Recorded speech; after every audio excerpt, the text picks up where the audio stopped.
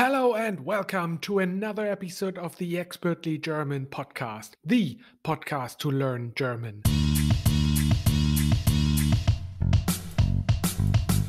Hallo und herzlich willkommen zu einer weiteren Episode des Expertly German Podcast, dem Podcast zum Deutschlernen. And the saying of the week ist: Wer nicht wagt, der nicht gewinnt. Der Spruch der Woche ist: Wer nicht wagt, der nicht gewinnt. So the direct translation here would be: Who does not dare cannot win. And that is a very popular saying in Germany. And it's kind of like a little bit the same as no risk, no fun, like the English saying. Well, here is who doesn't dare doesn't win.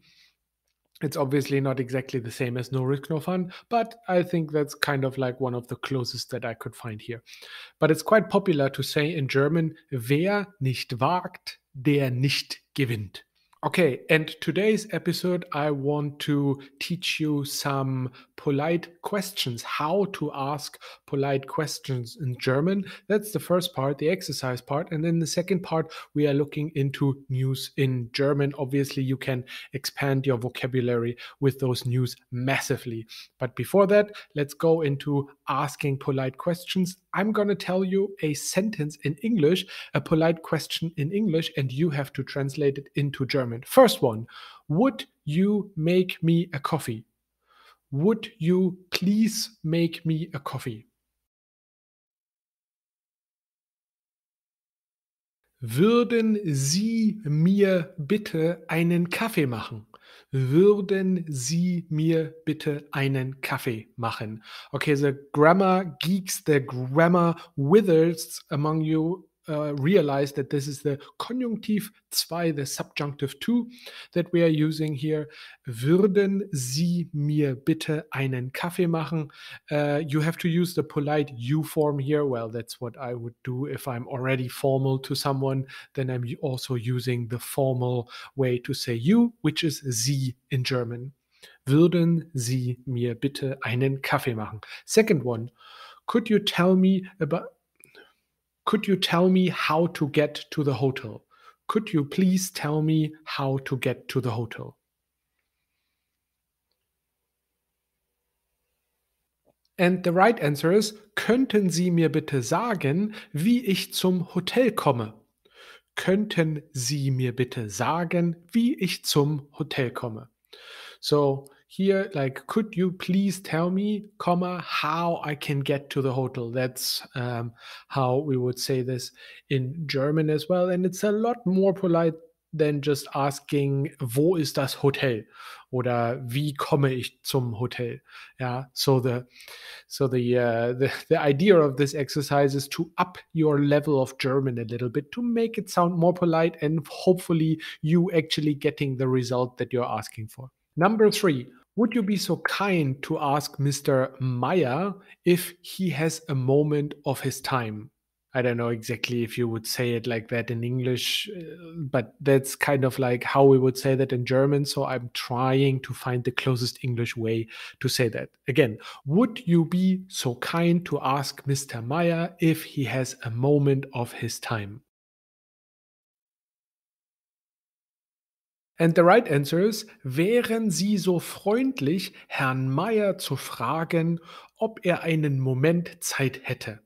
Wären Sie so freundlich, Herrn Meyer zu fragen, ob er einen Moment Zeit hätte? So this is kind of how you would, I don't know, say something, I guess, on a phone or when you go into a meeting or you want to ask for someone's time when you're not directly speaking to that person, but maybe to a secretary. Sentence number 4. Could you call Miss Tannenbaum, a random weird German last name? Could you call Miss Tannenbaum? And the right answer is: könnten Sie bitte Frau Tannenbaum anrufen? Könnten Sie bitte Frau Tannenbaum anrufen? Yeah, so a lot nicer than just asking, rufen Sie Frau Tannenbaum an. And number 5 and last, would you mind opening the door for me? Would you mind opening the door for me?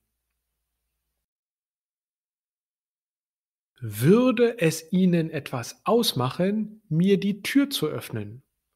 Würde es Ihnen etwas ausmachen, mir die Tür zu öffnen? Okay, so use those conjunctive 2 sentences, those subjunctive 2 sentences, in order to ask polite question. Why? Because you will actually get a higher chance of achieving your goal of getting whatever the person to open the door for you or to call Miss Tannenbaum and so on. Use those polite questions. It makes a big difference.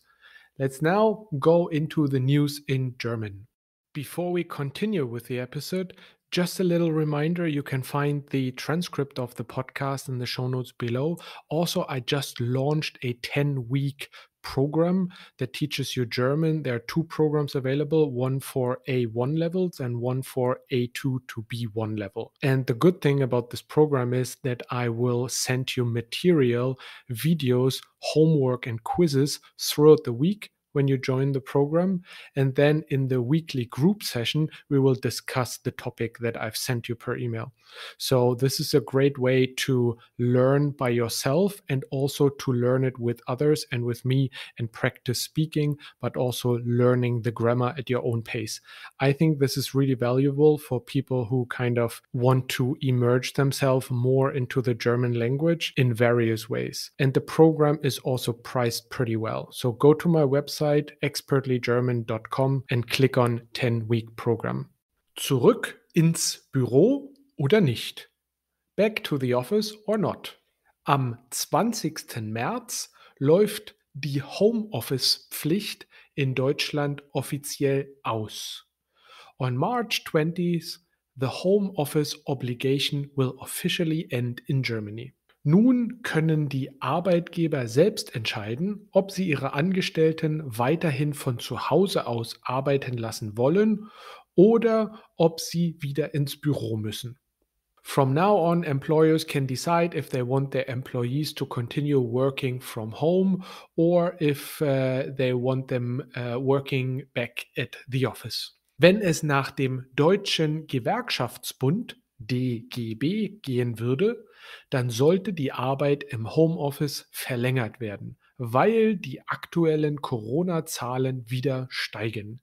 If the Federation of German Trade Unions would be the one deciding, then mandatory home office would continue because of the rising Corona cases. Wenn jetzt auch noch das Arbeiten im Büro wieder Pflicht wird, wird der Kontakt zu anderen natürlich steigen und somit auch die Infektionsgefahr. If working at the office will be an obligation again, the contact with others will be increased and therefore also the danger of infection. Second news topic: Deutschlandweit Proteste gegen den Krieg. So Germany-wide protests against the war. Der Krieg in der Ukraine löst eine Welle an Protesten weltweit aus, darunter auch viele in Deutschland. The war in Ukraine causes a wave of protests all over the world, many in Germany among them. Laut der Veranstalter nahmen rund 125.000 Menschen an den Demonstrationen in den Städten Berlin, Frankfurt am Main, Leipzig, Hamburg und Stuttgart teil. According to the organizers, about 125,000 people participated in the protests in cities such as Berlin, Frankfurt am Main, Leipzig, Hamburg und Stuttgart. Unter dem Motto „Stoppt den Krieg“ nahmen in Berlin rund 60.000 Menschen teil, nachdem das Bündnis aus Kirchen, Friedens- und Umweltschutzorganisationen sowie Gewerkschaften dazu aufgerufen hatten. Under the motto Stop the War, around 60,000 people in Berlin participated after an alliance of churches, peace and environment organizations and unions called on the people. Nachrichtenagenturen berichteten, dass die Gruppe der Demonstranten aus einem Mix aus alten und jungen Menschen sowie Familien mit Kindern bestanden. According to news outlets, the group of protesters included a mix of old and young people, such as families with children. And the last news topic: Anhaltende Kinderarmut in Deutschland. Child Poverty in Germany sustains. Die Kinderarmut in Deutschland bleibt weiterhin ein sehr wichtiges Thema, denn weiterhin ist jedes 5. Kind im Land davon betroffen. Child poverty in Germany remains an important topic because every 5th child in the country is affected by it. Dabei hängt das Armutsrisiko oftmals vom Bundesland ab, in dem das Kind lebt. Often the risk of poverty is determined by the fact in which state the child lives. Dem Bundessozialministerium zufolge sind alleine in Bremen 42% der Kinder von Armut bedroht. According to the Federal Ministry of Social Affairs in Bremen, alone 42% of children are affected by poverty. Zum Vergleich sind in Bayern zum Beispiel nur 12,2% der Kinder betroffen. For example, compared to only 12.2% in Bavaria. Die Bundesregierung plant ab dem 1. Juli einen monatlichen Zuschlag von 20 Euro für etwa 2,7 Millionen Kinder. The government plans a monthly grant of 20 euros for roughly 2.7 million children. Weitere Unterstützung für armutsgefährdete Familien sollen folgen.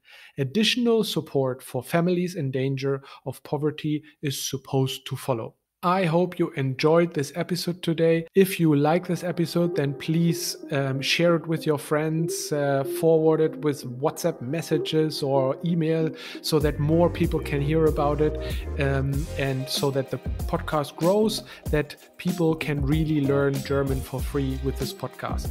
If you want to learn more, then please go to my website expertlygerman.com and you can find more stuff there, such as that I'm offering a 10-week program where I teach you German in a hopefully fun and definitely structured way. And you can also find some other stuff on there. Cheers, guys, and bis bald.